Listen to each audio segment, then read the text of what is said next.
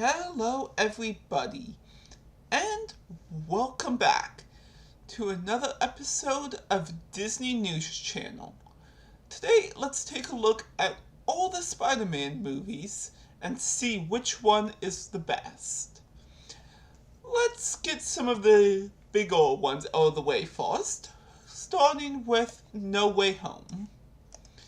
Spider-Man No Way Home is an amazing movie that shows us what it means to be Spider-Man and a hero.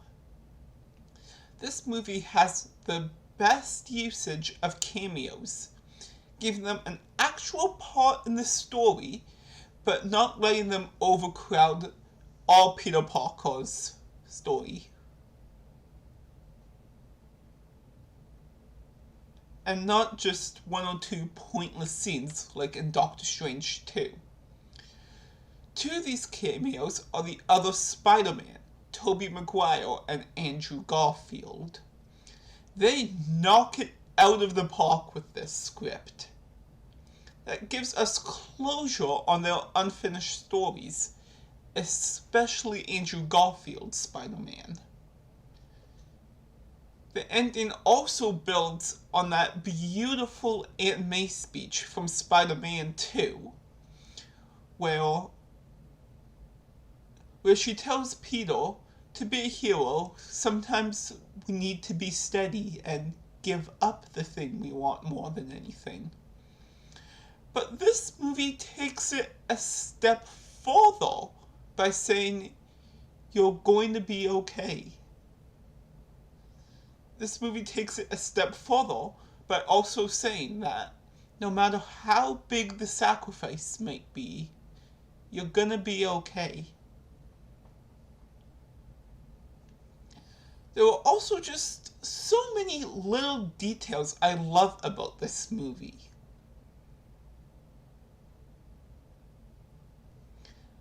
Like how the movie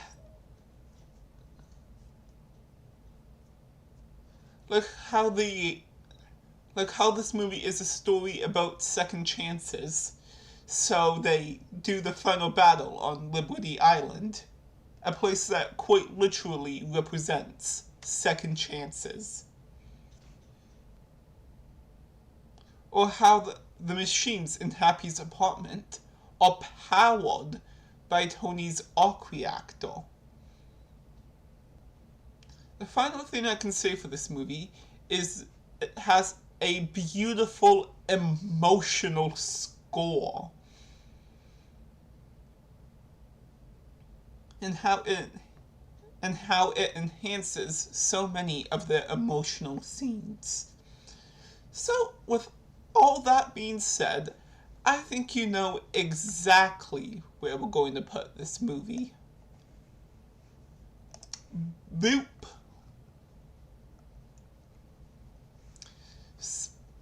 Speaking of Spider-Man 2, let's get that one out of the way while we're here.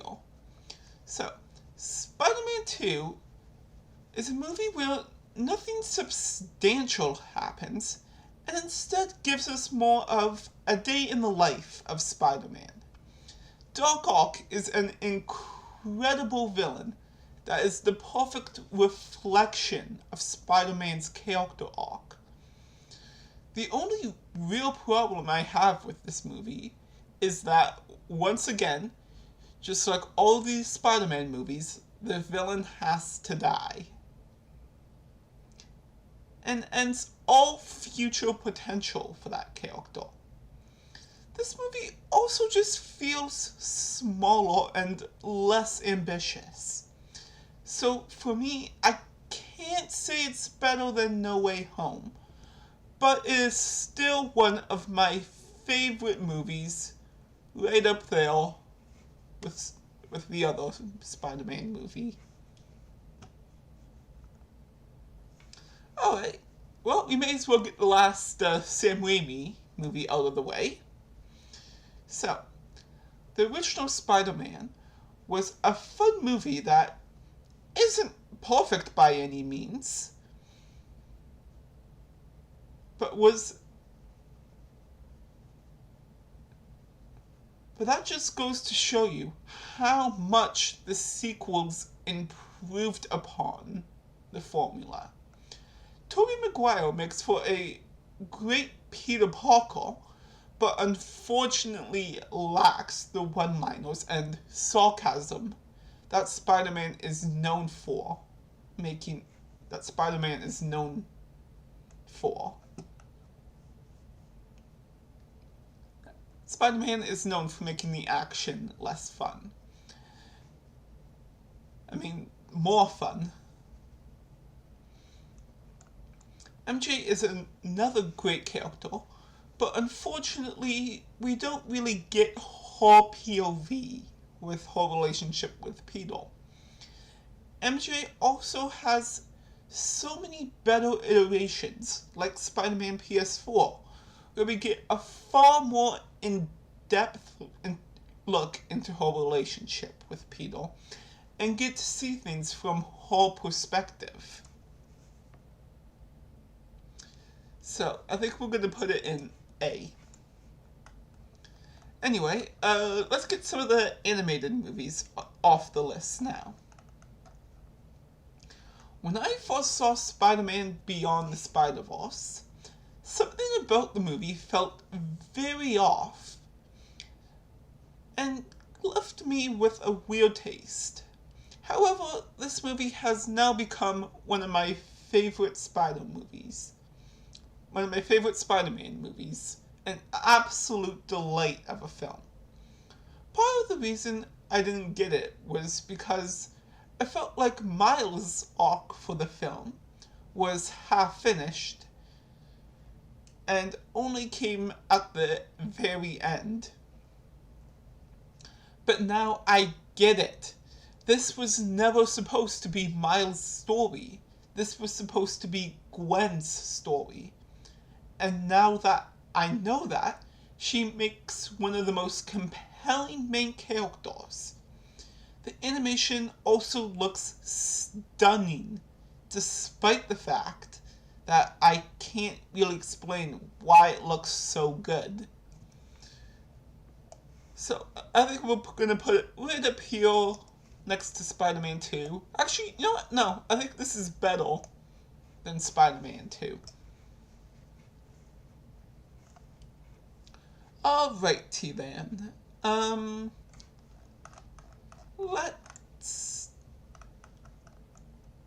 Let's talk about Into the Spider-Verse. Into the Spider-Verse has the best protagonist with Miles Morales. I love how after the opening, when they say Peter Parker is the only Spider-Man, it immediately switches to Miles, telling us that it is Miles' destiny to be Spider-Man and not Peter in this universe.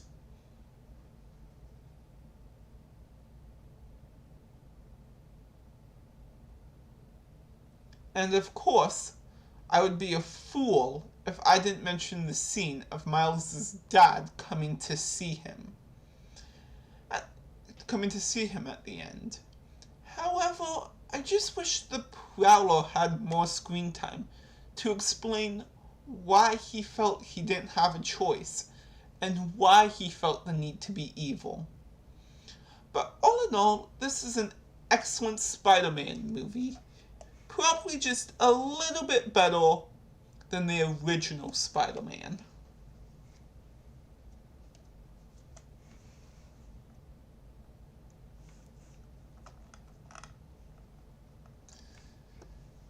Spider-Man Homecoming is pretty good, despite the oversimplistic plot and un-Spider-Man style. This movie does have an interesting concept of not really needing Spider-Man, since there are so many more qualified heroes. Ned is also a great sidekick, with some amazing one-liners.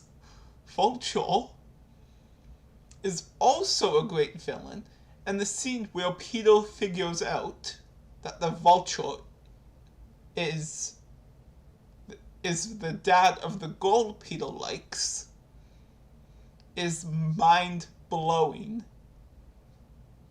Iron Man is also a fun addition, and father figure, despite it not feeling very Spider-Man.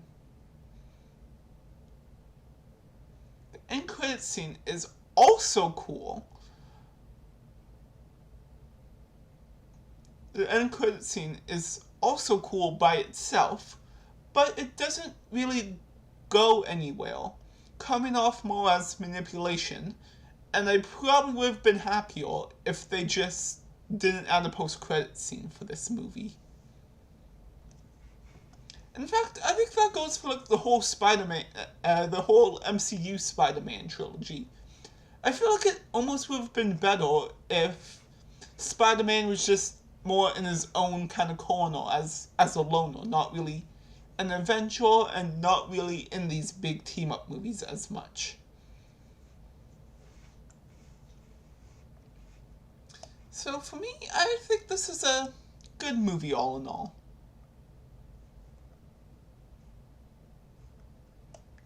No, I think it's a great movie. Just a little bit worse than Spider-Man.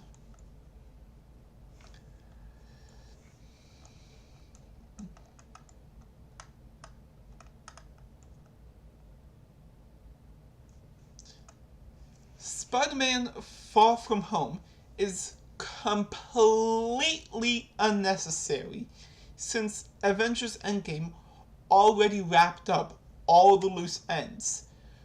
But this movie is still an incredibly fun time, despite feeling a little bit like the middle chapter at some points.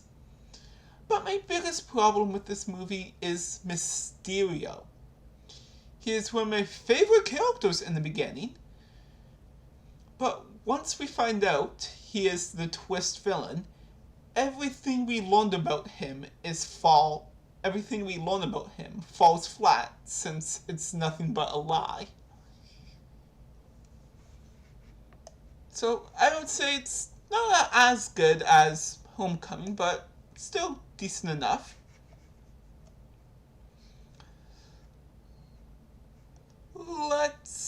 Oh, my bad. I forgot we need to talk about one more Spider-Man movie in the Sam Raimi trilogy.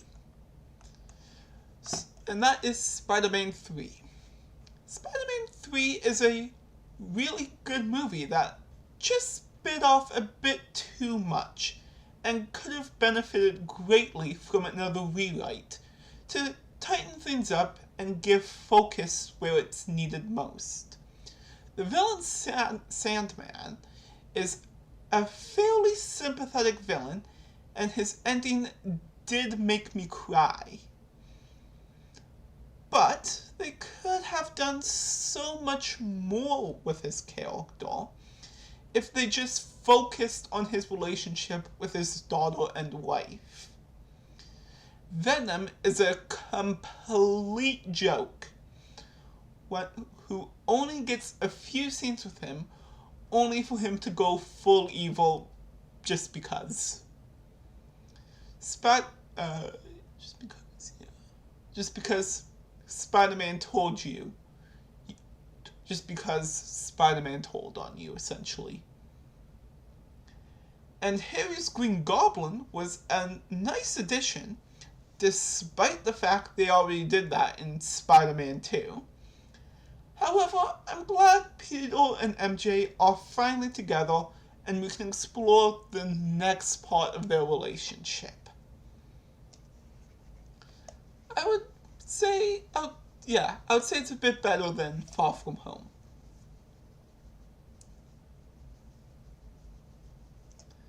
Okay, now that that's taken care of, let me just take care of the next two movies, The Amazing Spider-Man and The Amazing Spider-Man 2. The Amazing Spider-Man is just nearly a passable movie with Andrew Garfield and Gwen Stacy pretty much carrying it up the hill. The story is a complete mess with 4 or 5 movies crammed into one, giving us a very unsatisfying ending to most of the stories that give us more questions than answers.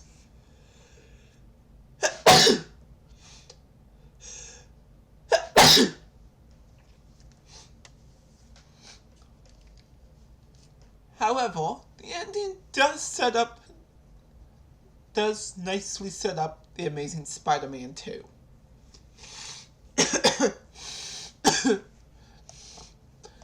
So yeah, I think we're going to put it here in C.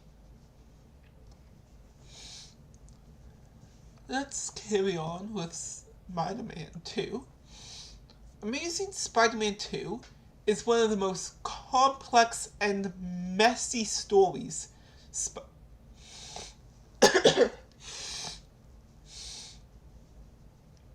Amazing Spider-Man 2 is one of the most complex and messy stories and messy Spider-Man stories, but still has a few things going for it. Let's start with the cinematography of this movie. The web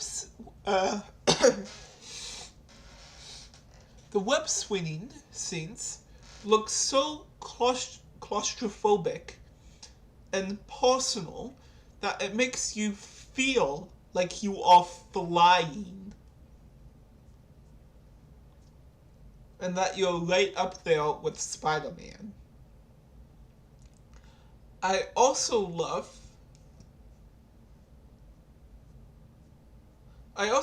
how they slow down Gwen Stacy's death, keeping you on the edge to see if she actually dies.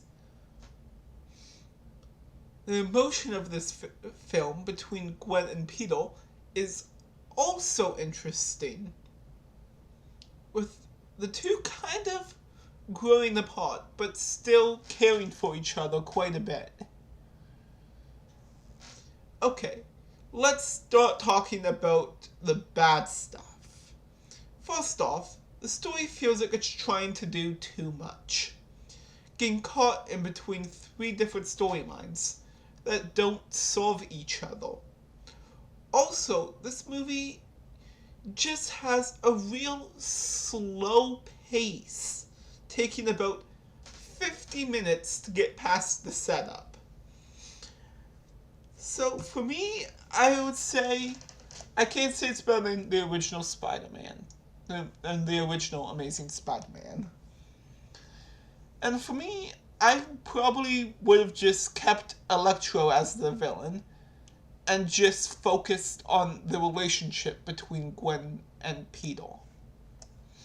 Alright then. Now it's time to deal with everybody's favorite movies. The Sony Spider-Man movies. Let's get this over with. Alright. Venom is a complete mess from start to finish. It's a complete mess from start to finish. From the story to the characters. But like the B movie, it is so hilariously bad that it actually kinda works. First off, they are literally jumping through hoops to make this story work without Spider-Man. Just have him as a secondary character. And have the movie be from Venom's perspective. And that goes for all these Sony movies. Why can't they just have Spider-Man as just a sidekick or just a supporting player in the movie? Anywho, also Venom, aka Eddie, is kind of a complete ass and deserves everything he gets, who deserves his torment. His really stupid decisions. The three main characters also spend most of the movie apart, and probably would have greatly benefited if all three of them were together the whole movie, trying to figure out what was going on. Detail. Detail, but I think it's better than the original Spider-Man. Than the Amazing Spider-Man 2, I believe. Nah, not. Fuck it. We're gonna say it's better than both the Amazing Spider-Man. Alright then. Let's knock out Morbius next.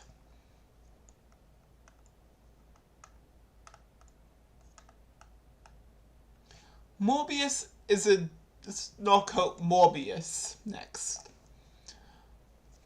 Morbius is an awful film that has some great actors. There is that is literally the only good thing about it. They add things to his origin, but do not expand on those ideas to make them meaningful. I also think his relationship with Milo is completely rushed and only comes into play at the very end. Finally, this movie is just all pointless action and no heart, which is unfortunate because of its tragic origin. Detail. As much as it pains me to say, this is detail. Alright, let's go back to Venom here for a minute and just get the other Venom movie out of the way.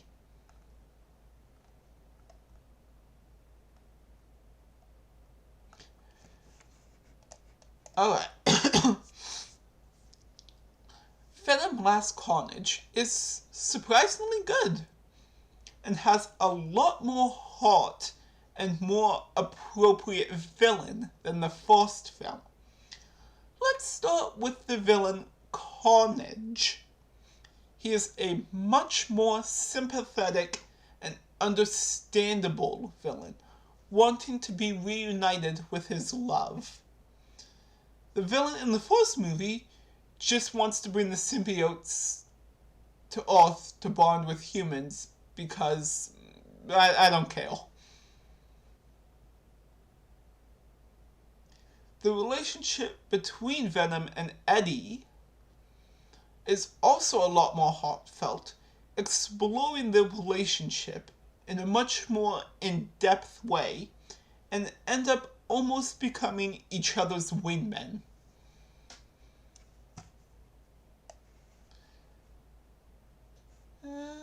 Yeah, okay, I think we could put it. I think...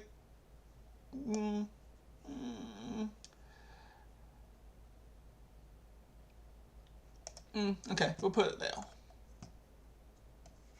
Alright, and that leaves us with Madame Web. Madame Web is the worst movie with its slow and boring story, confusing and undeveloped characters. The three Spider characters are very underdeveloped, and we only learn a few things about them. And Uncle Ben is extremely uninteresting and is completely useless to the plot. And the whole future telling thing just comes off as lazy, being able to show the same scene twice, essentially cutting the script in half. The story is also just kind of confusing at times, with Uncle Ben and May giving birth to Peter, instead of the whole story about his parents leaving him at the aunt and uncle's place. Worst one yet. Boom. Alright, I think I like that. I think